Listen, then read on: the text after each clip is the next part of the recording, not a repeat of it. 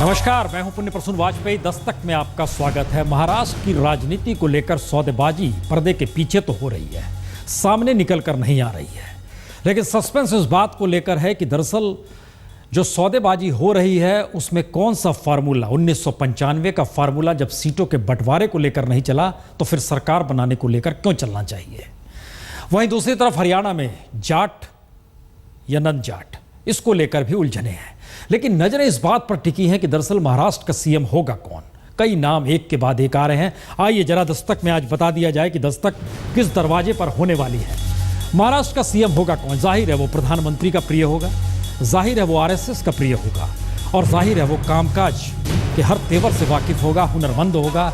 और इन सब के बीच दो ही नाम निकल कर आ रहे हैं, और पहली बार जातीय समीकरण मायने नहीं है, पहली बार क्षेत्रीय प्राथमिकताएं दूर की गोटी हो चली है, क्योंकि इस चुनाव में सब कुछ तो अपने अनुकूल था, लहर थी, चाहे सामना ना माने। लेकिन दो नाम वो कौन से हैं, आइए इस एक्सक्लूसिव रिपोर्ट को देखिए।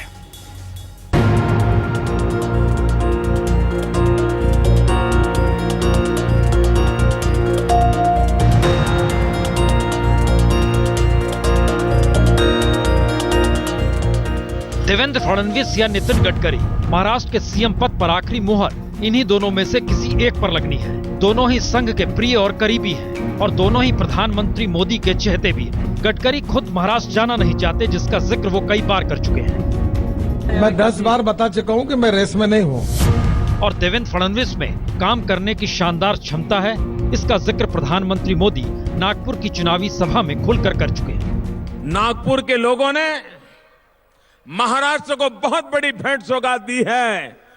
वो भेंट सौगात का नाम है देवेंद्र फडणवीस।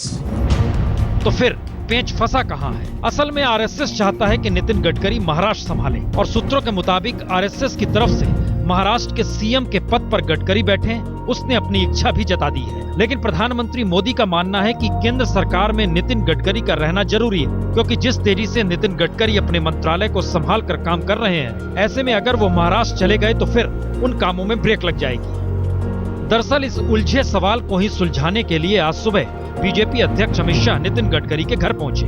तकरीबन 1 घंटे की बातचीत का मजमून था क्या, यह तो किसी के सामने खुले तौर पर आया नहीं, लेकिन जो आया और छन छन कर आया, उसके मुताबिक महाराष्ट्र सीएम को लेकर गडकरी खुद क्या चाहते हैं ये जानने की कोशिश जरूर। और नितिन गडकरी ने निजी तौर पर महाराष्ट्र जाने से इनकार भी किया, लेकिन संघ अगर निर्देश देता है तो फिर संघ के निर्देश को नितिन गडकरी खारिज भी नहीं कर सकते। उन्होंने इसके भी संकेत दे दिए। वहीं प्रधानमंत्री मोदी की मुश्किल यह है कि गडकरी सरीखा कोई नेता बीजेपी के पास है नहीं, जो गडकरी का विकल्प केंद्र सरकार में बन सके, यानी केंद्र में गडकरी की तर्ज पर काम को अंजाम दे सके। वहीं प्रधानमंत्री मोदी देवेंद्र फडणवीस में भी गडकरी सरीखी काम करने की क्षमता देखते हैं, और जानकारी के मुताबिक कुछ ऐसी ही जानकारी बीजेपी हाईकमान की तरफ से संघ को दी गई है कि महाराष्ट्र को देवेंद्र फडणवीस संभालें और गडकरी केंद्र में रहे, यानी दोनों की जरूरत मौजूदा वक्त में बीजेपी को है और प्रधानमंत्री मोदी को है। जाहिर है इन तमाम बातों को लेकर अभी चर्चा ही हो रही है, लेकिन इसके संकेत मिलने लगे हैं कि महाराष्ट्र सीएम को लेकर वैसे कोई समीकरण बीजेपी हाईकमान के लिए मायने नहीं रखते जो जातीय समीकरण या फिर क्षेत्रीय समीकरण को प्रभावित करते हो। यानी ब्राह्मण होना या विदर्भ का होना सीएम पद के लिए कोई मायने नहीं रखता, क्योंकि महाराष्ट्र की जीत किसी समीकरण के आधार पर नहीं बल्कि सुशासन और विकास के आधार पर मिली है। यानी अब संकेत साफ हो चुके हैं कि महाराष्ट्र सीएम पद के दावेदार देवेंद्र फडणवीस या नितिन गडकरी ही हैं, और मोहर दोनों में से किसी एक नाम पर ही लगेगी। और ये मोहर तभी लगेगी जब संघ की सहमति होगी और प्रधानमंत्री मोदी की इच्छा होगी। यानी एक तरफ सहमति और दूसरी तरफ इच्छा, इन दोनों में सर्वसम्मति कैसे बनती है और कब बनती है, इसका इंतजार करना होगा। पंचलाइन यही है, आरएसएस चाहता है नितिन गडकरी, और नितिन गडकरी कह रहे हैं मैं खुद नहीं जाना चाहता, लेकिन संघ का निर्देश होगा तो चला जाऊंगा। ये एक ऐसा पेंच आकर फंस गया है जहां पर प्रधानमंत्री समझ रहे हैं कि दरअसल केंद्र में नितिन गडकरी की जरूरत है। जिस तेजी से काम मंत्रालय वो संभाल कर रहे हैं, ऐसे में वाकई विकल्प नहीं मिलेगा।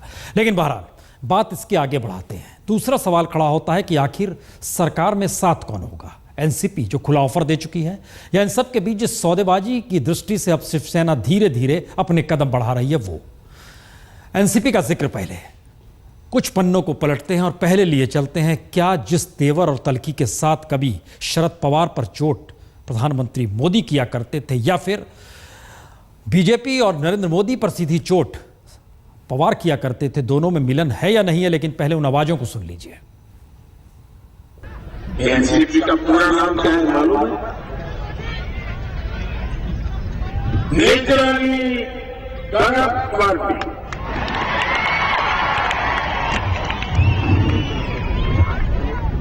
ये राष्ट्रवादी नहीं है, ये भ्रष्टाचारवादी है। मुंबईमध्ये घोर पाहिला आणि छत्रपतीचं नाव त्या ठिकाणी आणि सांगितलं की छत्रपतीचा आशीर्वाद मोदीजवळ। आता काय संबंध छत्रपतीचा मोदीच्या बरोबर? छत्रपती हे महाराष्ट्राला नाही देशाला अभिमान वाटावा अशा प्रकारचं हेतू होतो। दूसरी आजादी की लड़ाई लड़ रहा है, उसे यहाँ चाचा भतीजे से आजादी चाहिए। अब यहां पर सवाल होता है कि जब इतने तेवर तल्ख एक दूसरे को लेकर, तो फिर एनसीपी ने यह दांव क्यों खोला? शरद पवार ने क्यों इस बात का जिक्र कर दिया कि स्थिर सरकार की वजह से हम समर्थन देना चाहते हैं? यकीनन ये बात थी या कुछ और? यकीनन कुछ और बात थी, लेकिन वो बात क्या थी जरा इस रिपोर्ट में देखिए।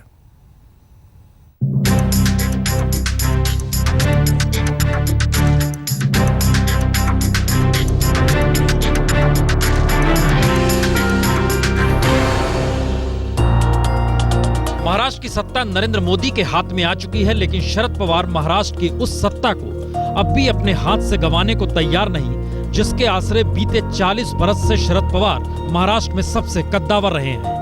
और इस सत्ता का नाम है महाराष्ट्र कोऑपरेटिव। जी, महाराष्ट्र की सत्ता की ताकत कोऑपरेटिव में किस हद तक छिपी है, इसका एहसास पवार के उस पावर से लगाया जा सकता है कि राज्य में सीएम कोई भी रहे, लेकिन शरद पवार के बगैर उसकी चल नहीं सकती। लेकिन पहली बार बीजेपी सत्ता में आई है तो शरद पवार की सबसे बड़ी बेचैनी यही है कि अगर महाराष्ट्र कोऑपरेटिव पर बीजेपी ने कब्जा करना शुरू कर दिया तो उनकी समूची सियासत ही खत्म हो जाएगी। क्योंकि कोऑपरेटिव का मतलब लाखों करोड़ों का मुनाफा है, ग्रामीण इकोनॉमी पर कब्जा है, लाखों की तादाद में रोजगार है, इंफ्रास्ट्रक्चर का बड़ा आधार है, और इन सब पर फिलहाल शरद पवार यानी एनसीपी का कब्जा है। तो क्या यह कब्जा बरकरार रहे, इसीलिए शरद पवार ने बीजेपी को समर्थन देने का खुला ऑफर कर दिया है? यकीनन महाराष्ट्र की सियासत की असल जड़ें कोऑपरेटिव से ही जुड़ी है, और कोऑपरेटिव के जरिए सत्ता साधने का पाठ शरद पवार को और किसी ने नहीं, यशवंतराव चौहान ने 70 के दशक में ही सिखा दिया था।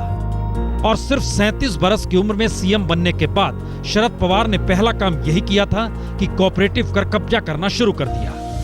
और शरद पवार को इसी कोऑपरेटिव से ताकत इतनी मिली कि इंदिरा गांधी भी कांग्रेस से बगावत करने वाले पवार का कुछ बिगाड़ नहीं सकी, और राजीव गांधी ने इंदिरा गांधी के फैसले को उलटते हुए शरद पवार को वापस कांग्रेस में बुला लिया। लेकिन शरद पवार पहली बार इस सच को समझ रहे हैं कि इस बार उनका सामना नरेंद्र मोदी और अमित शाह की उस जोड़ी से है जो कोऑपरेटिव की ताकत समझते हैं। और गुजरात के तमाम कोऑपरेटिव पर कब्जा करने के बाद ही बीजेपी ने गुजरात में कांग्रेस की जड़ें खोद डाली। इसीलिए महाराष्ट्र कोऑपरेटिव पर बीजेपी कब्जा जरूर करेगी, क्योंकि मौजूदा वक्त में महाराष्ट्र के 516 कोऑपरेटिव बैंक में तकरीबन 1,73,800 करोड़ रुपए जमा है। 168 कोऑपरेटिव शुगर फैक्ट्री में से तकरीबन 100 शुगर फैक्ट्री पर एनसीपी का कब्जा है। 108 डेयरी यूनिट्स में से 60% पर एनसीपी का वर्चस्व है। इतना ही नहीं, ग्रामीण महाराष्ट्र की इकोनॉमी और राजनीति का बड़ा आधार 28,000 से ज्यादा प्राइमरी एग्रीकल्चर क्रेडिट सोसाइटियां हैं, जिन पर कांग्रेस एनसीपी का ही कब्जा है। और शरद पवार की सियासत को समझे तो जब तक कोऑपरेटिव पर पवार का कब्जा रहेगा, तब तक पवार के पावर को कोई चैलेंज कर नहीं सकता। और अब सत्ता बदल रही है तो पवार ने समर्थन का खुला ऑफर कर अपना आखिरी दांव खेला है। फैसला नरेंद्र मोदी को लेना है, वो इस जाल में फंसते हैं या फिर इससे निकलकर चितपट के खेल में मात देते हैं शरद पवार को। दिलचस्प सियासत हो रही है एनसीपी का साथ, लेकिन नकारेंगे नहीं क्योंकि शिवसेना की सौदेबाजी कम हो जाए। लेकिन तर्क एनसीपी की तरफ से क्या दिए जा रहे हैं? परंतु महाराष्ट्रात स्थिर सरकार देण्यासाठी कोणी प्रयत्न केला तर आपण 12 पिढीचं राजकारण करणार नाही। ही स्थिर सरकार तिने आपला कारभार करावा आणि तो कारभार करण्याच्यासाठी ये बार बार आप बोल रहे हैं, मीडिया बोल रहा है, मेरा तो ये कहना है एक दफा ये सब सामने आने दो। आखिर जिसका गवर्नमेंट रहता है वो गवर्नमेंट में जो भी डिसीजन ले सकता है वो उनको अधिकार है, तो उसके बारे में हमारा कुछ कहना नहीं। हमें भी यही कहना है कि 5-6 साल मैं सुन रहा हूँ कि ऐसा करप्शन कहाँ किसने देखा करप्शन, कौन सी फाइल किसने देखी, SIT भी नहीं। शरद पवार कह रहे हैं स्थिर सरकार के लिए हमने दिया है क्योंकि सरकार पॉलिसीगत फैसले ले, विधानसभा में उसके पास बहुमत रहना चाहिए। अजीत पवार कह रहे हैं जी नहीं, करप्शन का मसला नहीं। बहरहाल बात इसके आगे ले जाते हैं, लेकिन शिवसेना क्या कर रही है? शिवसेना दरअसल 2 तरीके से खेल खेल रही है। एक तरफ 95 का फार्मूला, 1995 में जब दोनों की सरकार बनी थी तब का फार्मूला हो जाए, और इसके अलावा सौदेबाजी, इन सब के बीच सामना के जरिए चोट, जिसमें लिखा जा रहा है पूरी सत्ता ही हमारे खिलाफ मैदान में उतर आई। प्रधानमंत्री मोदी समेत मंत्रियों की फौज और सांसदों का हुजूम प्रचार करने में लग गया। उसमें कहा गया खूंटा गाड़ लिया गया, और चुनाव में कोई लहर नहीं थी। जो लहर दिखाई दी वो समुद्र में समाकर फेन बन गई। और दूसरी तरफ बीजेपी का जश्न आज भी मुंबई की सड़कों पर जारी रहा। और ये दोनों स्थितियां बतलाती हैं कि कहीं ना कहीं ये पारंपरिक गठबंधन के मद्देनजर दोनों को एक साथ आना होगा क्या? ये सारे सवाल के बीच एक सवाल और आता है। भारत के नक्शे को जरा टटोल कर देखें। अगर वाकई मनमोहन इकोनॉमिक्स से इतर नरेंद्र मोदी सोच रहे हैं कि जिस अर्थव्यवस्था के जरिए इस देश के भीतर वो एक समानता और कहीं ना कहीं असमानता दूर कर सकते हैं, तो इस वक्त मौका उनके लिए हसीन है।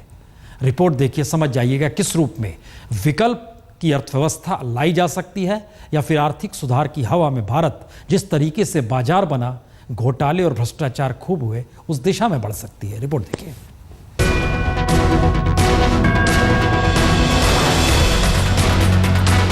यह तस्वीर उन राज्यों की है जहां बीजेपी का कब्जा हो चुका है, यानी देश के 7 राज्य जहां की अर्थव्यवस्था की देश की जीडीपी में कुल भागीदारी तकरीबन 38% की है। यानी देश की अर्थव्यवस्था का इतना बड़ा हिस्सा जिसके जरिए समूचे देश में कौन सी अर्थव्यवस्था अपनाई जाए जो देश में असमानता दूर करे और समाज के आखिरी व्यक्ति तक पहुंचने का जो ख्वाब इस देश के सत्ताधारियों ने आजादी के बाद से ही देश को दिखाया और देश के साथ बार बार धोखा ही हुआ, उस ख्वाब को बीजेपी पूरा कर सकती है। क्योंकि बीजेपी की नीतियों के साथ चलने वाले सहयोगी राज्यों में पंजाब और आंध्र प्रदेश भी है। यानी जीडीपी का 50% हिस्सा सीधे सीधे अपनी नीतियों से प्रभावित करने की स्थिति में बीजेपी आ चुकी है। तो पहला सवाल यही है कि आजादी के बाद जो कांग्रेस कर नहीं पाई, अब उस रास्ते को प्रधानमंत्री मोदी अपने विजन से क्या नाप सकते हैं? यह सवाल इसलिए बड़ा है क्योंकि मोदी सरकार के पास मौका भी है कि जीडीपी से अगर इतर औद्योगिक उत्पाद और सर्विस सेक्टर पर भी नजर डाली जाए तो बीजेपी शासित राज्यों में औद्योगिक उत्पादन का योगदान 62% है, सर्विस सेक्टर में 49% का योगदान है। यानी आर्थिक सुधार की जिस हवा ने देश में भ्रष्टाचार और घोटालों को जन्म दिया, और प्रधानमंत्री मोदी ने जब लगातार अर्थव्यवस्था में आम लोगों की सीधे भागीदारी का सवाल ही बार बार उठाया है, तो पहली बार ये मौका प्रधानमंत्री मोदी के पास है। क्योंकि जिस गरीबी और महंगाई का जिक्र बार बार होता है, उसे पाटने की दिशा में सरकार चाहे तो इस बार बढ़ सकती है। और अगर वाकई विकल्प की सोच आर्थिक तौर पर देश में पैदा हो गई, तो अगली चुनावी खेप में बिहार यूपी पर बीजेपी के कब्जे का मतलब होगा कृषि अर्थव्यवस्था को भी समुचित तरीके से विकसित कर पाना। जाहिर है प्रधानमंत्री मोदी ने मनमोहन इकोनॉमिक्स पर सीधी चोट की, और असर उसी का हुआ कि कांग्रेस कर्नाटक, केरल, हिमाचल प्रदेश और उत्तराखंड के अलावे नॉर्थ ईस्ट के अरुणाचल प्रदेश, असम, मणिपुर, मेघालय, मिजोरम में सिमट चुकी है। ऐसे में प्रधानमंत्री मोदी की इकोनॉमी का रास्ता होगा क्या? नजरें अब इसी पर हर किसी की टिकी है, क्योंकि अर्थव्यवस्था का चेहरा नहीं बदला तो फिर सत्ता बदलने को इतिहास रोटेशन के तौर पर ही देखेगा। यानी एक वक्त कांग्रेस और एक वक्त बीजेपी। लेकिन इस वक्त मौका देश बदलने का भी है और शायद राजनीतिक तौर तरीके बदलने का भी। तो महाराष्ट्र का सीएम देवेंद्र फडणवीस या नितिन गडकरी के बीच में से ही किसी एक को होना है। लेकिन एक संकेत, ओम माथुर जो कि प्रभारी रहे बीजेपी के महाराष्ट्र को लेकर, उनका क्या कहना है और क्या संकेत देगा, यह भी देखिए। भारतीय जनता पार्टी को महाराष्ट्र की जनता ने बहुमत दिया है, उनको बड़ी पार्टी बनाया है, और हम महाराष्ट्र के विकास के लिए सरकार बनाने जा रहे हैं। पार्टी का श्रेष्ठ कार्यकर्ता सरकार का नेतृत्व करेगा।